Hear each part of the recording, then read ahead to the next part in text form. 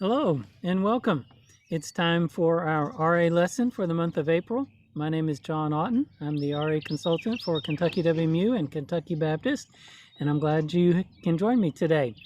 We're going to take a look at a Bible story and a mission story as well as a Campcraft activity and connect those all together and see what we can learn from that.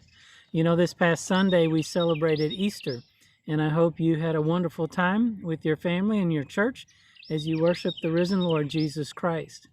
You know, the fact that Jesus died on the cross and rose from the dead is such a foundational part of our Christian faith. And so this month, our Bible story is going to focus on the account of this event found in the book of John, chapters 19 through 20. You can find a portion of this story on page 125 in your RA World magazine. I've got mine right here. And if you have it with you, I encourage you to open up to page 25 and follow along while I read. This is called A Powerful Story. And if you have your magazine, you'll notice that some of the words have been replaced with a POW symbol. And this is to remind us that this is a powerful story.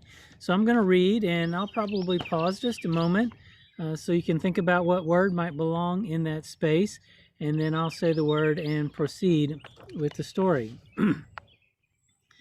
Jesus's enemies took him to Pilate, the Roman governor. Pilate's soldiers whipped Jesus. They put a crown of thorns on Jesus's head and made him wear a purple robe while they made fun of him. Although Pilate tried to set Jesus free, his enemies kept shouting, "Crucify him." Finally, Pilate handed Jesus over to be crucified. When Jesus knew that everything had been finished according to God's plan, he said, "I am thirsty." And someone gave Jesus a drink, and then he died. Two secret believers, Nicodemus and Joseph, took Jesus' body, wrapped it in strips of cloth, and put it in a tomb. On the third day, Mary Magdalene went to the tomb. She saw that the stone had been rolled away, and she ran to Peter and John and announced, "They have taken the Lord out of the tomb. We don't know where they have put him." Peter and John ran to the tomb, and they saw the cloths that had wrapped Jesus' body, but they did not understand that Jesus had risen from the dead. Mary stayed outside the tomb, and she saw two angels there at the tomb. They asked, "Why are you crying?" When Mary turned around, there was Jesus, but she thought he was the gardener. Mary asked Jesus, "Did you carry him away? Tell me where you've put him." Jesus said, "Mary." And then she recognized Jesus. After speaking to him, Mary ran to the disciples with the news, "I have seen the Lord." So here's an interesting thing about that story, and there's a lot of interesting things about that story, from the very powerful point that Jesus had died and had been in the grave for 3 days and then rose again. That is an incredible truth. And like I said, that's foundational to our Christian faith. But here's something else that's kind of interesting. Jesus had told his followers beforehand that he would be killed and rise again 3 days later. But they had trouble believing it, even after they found an empty tomb. They were struggling with their faith in him. Now, after his resurrection, he appeared to them many times, which strengthened their faith so that it became strong and sure. Now, faith is believing in Jesus. Faith is one of the RA virtues. It says we define faith as believing in Jesus, trusting his word, and knowing him through his son, Jesus. Our faith is focused on God through the person of Jesus Christ, the risen Savior. And as the disciples, as they went from struggling faith to strong faith, in the risen Jesus, they found that their faith was key to living for Jesus and doing the things that he called them to do. You know, this is true of our missionaries this month as well. Dr. Heidi Huan and her husband William. Heidi is a surgeon at the Baptist Medical Center in northern Ghana.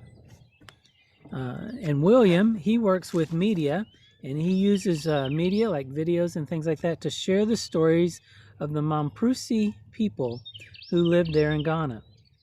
Now, faith is an important element in Heidi's service as a doctor on the mission field. Now, if you turn one page over from the story we just read, you'll find another story. It's called Physician with Faith. And it talks about how Dr. Heidi Huan came to do what she does and how faith is a part of that. So I want to read that to you. It's in the form of an interview. So I'll read you the question first, and then I'll read you her answer. The question is, tell us about your faith in God. How does it help you? And Dr. Heidi says, my faith in God is important to my life as a missionary. I believe that God is who he says he is in the Bible. I believe he will do what he says he will do. I have faith that he has called me to be a missionary and will take care of me. Another question says, do you need faith to become a missionary? And Dr. Heidi says, yes. When we were planning to come to Ghana in 2014, the Ebola virus was ravaging many West African countries. It was not present in Ghana, but our families and friends questioned our decision. I had faith that God had called me to Ghana and that he was strong enough to take care of me no matter what happened. Then and now, I am prepared to give my life if that is required of me in order to obey God. Last question on this page. What advice do you have for RAs about strengthening their faith? She says, my mom used to tell me that God uses a flashlight to show us our next few steps, the things we should do to obey him. He usually doesn't use a floodlight to show us the whole path of the rest of our lives. We have to step out in faith, trusting that God will show us each next step in his own time. So for Dr. Heidi, her faith is very important. It's what led her to go to Ghana in the first place.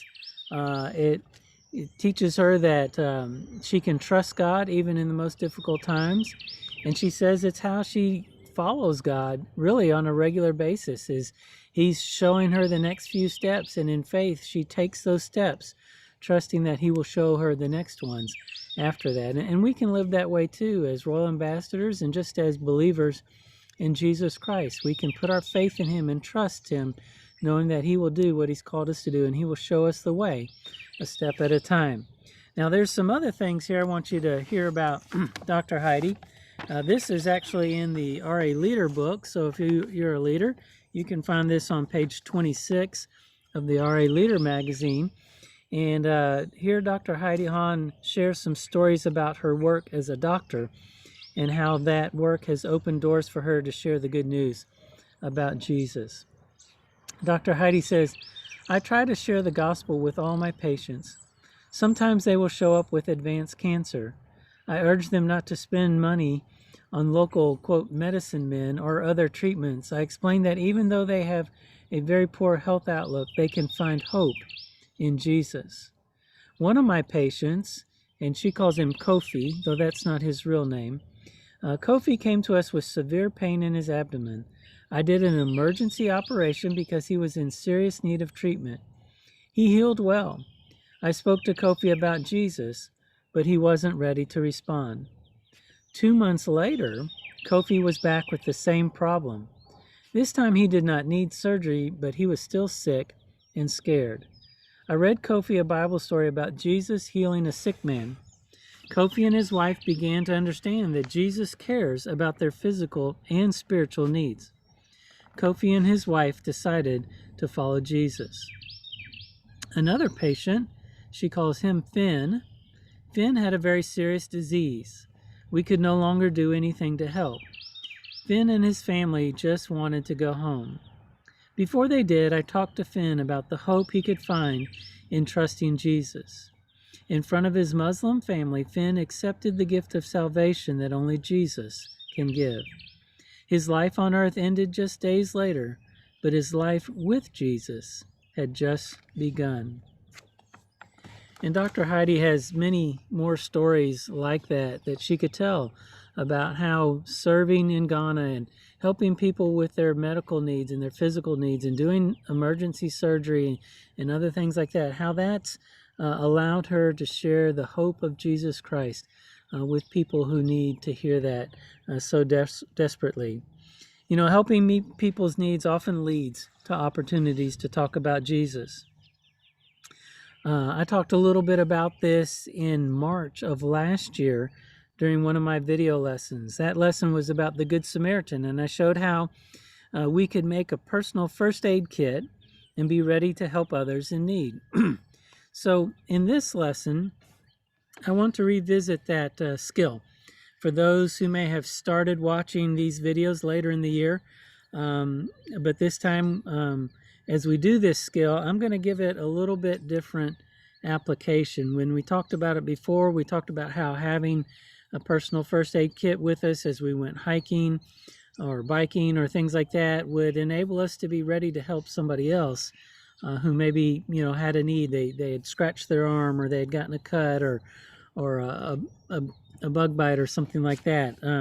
We're going to give it a little bit of a different mission application today, and I want to mention that before we talk about the first aid kit. In the RA lesson leader book, in the 4th week, the lesson plan gives 4 different mission project or mission activity options. One of those options is to make first aid kits to be given to a group of people who might need them. And the suggestions there are giving them maybe to homeless people, maybe take them to a local community food pantry where a first aid kit could go out with the food packs to the people who come there. Maybe to truck drivers. There might be a truck driver ministry in your area. Maybe college students. You might want to hand them out to college students, and they can have them in their room there in case they need them.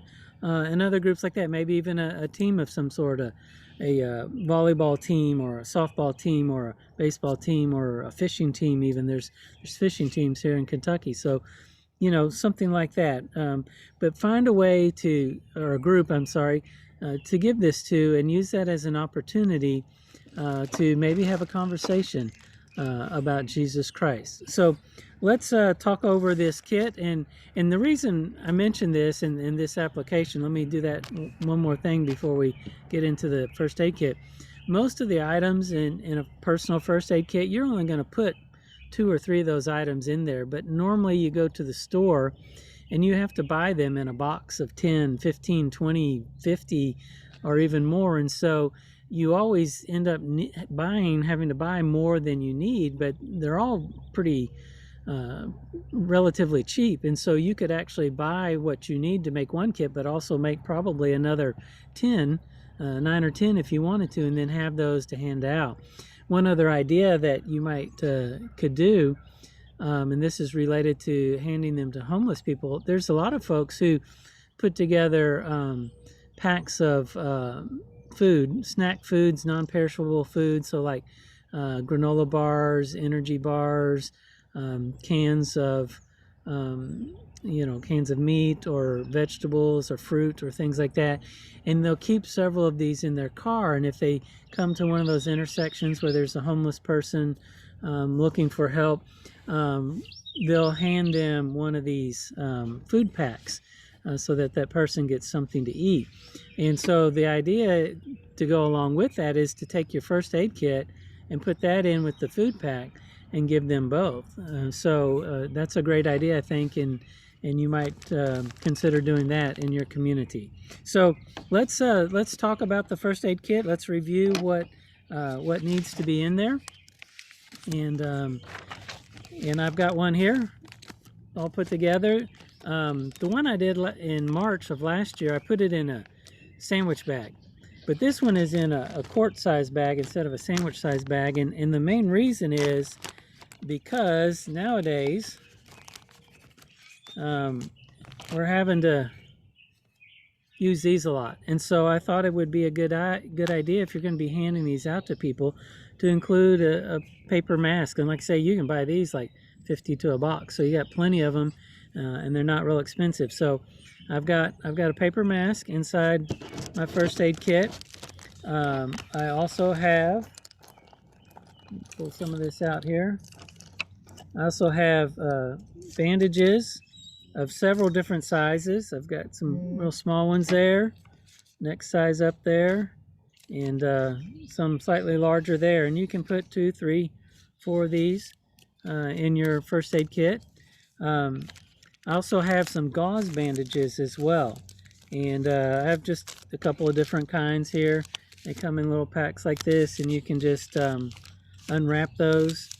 Some of them are the kind you use to kind of stop the bleeding and hold over a wound. Some of them have the non-stick surface on them, and those are the kind that you might put on a wound after it's been cleaned and tape it down. So I've got several of those right here in this pack.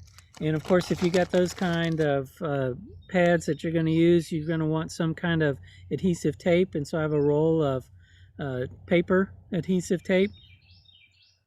Now this is the thing that probably will cost the most to get enough to do, say 10 or more of these, because this is normally sold in like packs of 2 or 3. So you may have to spend a little bit more for the tape, but you'll want to put some of those in there. I also have in here, and these you can get in multiple packs as well. I have in here some alcohol pads and antiseptic wipes to clean wounds with, and so you'll want to put 2 or 3 of those in there. I have some antibiotic ointment that you can put on a wound before you put the bandage over it. I have some burn cream. Also have some this insect sting relief. So if you get stung by an insect and it's really causing a lot of itching or irritation, you can use one of these, and that helps to reduce that irritation. I also have in here, and this is something, this might be a little bit more expensive. You don't get too many in a pack. The one I bought had three sheets in it.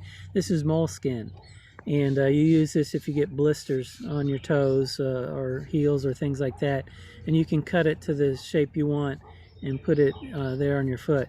An alternative to this is sometimes you can find band-aids or bandages that are made for blisters, and so you can buy some of those. But I have in here a sheet of moleskin.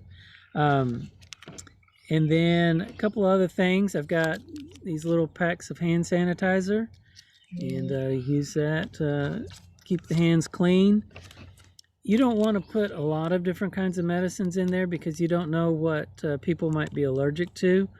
But I did put a little bit of Tylenol in there, and I made sure I put a little strip of paper in there that said Tylenol so that they would know what it is. But I don't put a lot of medicine in there. And then, of course, another thing that you might want to put in there because of how things are these days is a pair of rubber gloves. And I've got a pair of black ones. These are made out of nitrile as opposed to rubber. And so I've got that as well. And then I've got a little pack of tissues that you can put in there. And then one other thing, and this is different than what I did last March as well, I've got a little gospel tract. If we're going to hand these out to people, we may not be able to have a conversation with them. Let's say we come up to an intersection and hand it out the window to them, and along with the snack pack, and we don't really have time to talk to them other than to say, God bless you, or God loves you, or something like that. But if you put a little tract in there, they'll hopefully stop and read that. This one's called Steps to Peace with God, and it was, I believe the original concept was developed, at least in part, by the Billy Graham Evangelistic Association, because on the back it's printed by Worldwide Publications, but it says used by permission of the Billy Graham Evangelistic Association. So anyways, and there's all kinds of tracts out there. You can find one that you like and just slip that in there, and it's real simple to read and explains the gospel very easily, and so you can put one of those in there as well. And so you put all those in there, put them in the bag. And I even wrote on this one, first aid kit. I didn't want the person, you know, if I hand it to them, I don't want them to say, what in the world's going on here? They can see immediately what it is I'm handing to them. And of course it's clear so they can see the stuff inside as well. And so you could, your RA group or your family could buy the supplies, and you could put together several of those and have them on hand to hand out. You could even take them down to a homeless shelter, like I said, and hand them out there, or you could take them to a food pantry and ask them to put them in with the food packs there, and that could be a great ministry, not only of helping people with their physical needs, but also sharing the gospel with them.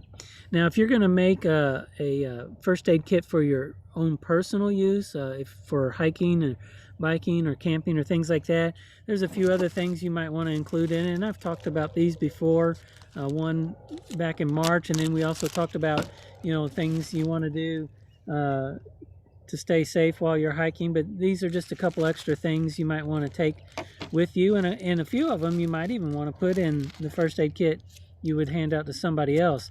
I've got some matches, put them in a little Ziploc bag here, and you can buy these little bags probably at like a hobby store or a place where you can buy the pieces where you make jewelry, because they use them to put the beads in there and things like that. You can buy a lot of these, like two or 300 at a time. And so people use them for medicine or jewelry, or I've put some matches in there to help keep them dry. And you might want to put that in the first aid kit you hand out, but certainly if you're hiking, you want to take some of those with you. I've put, this is duct tape, and I've showed this before.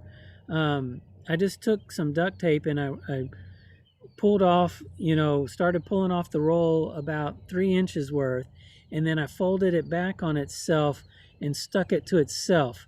And that kind of formed my flat core. And then I just started going around and making sure I laid it on there as neat as possible so there wasn't a lot of overlap on the edges here, just a little bit. But you could actually take this and just peel it off, and because it's stuck to itself, the outside part, it's not going to damage it. You can peel that right off and use it. And so that could come in handy in a lot of different situations. And so you might want to roll some duct tape like that and put it in with the first aid kit that you hand out as well. But certainly with the one where you're going hiking, you might want to do this. You can use this to repair a pack, put a quick repair on a pair of hiking boots or shoes. You can even use it to cover a blister on your foot if you don't have any moleskin, and it'll help protect that while you're walking. So duct tape is real useful for a lot of different things.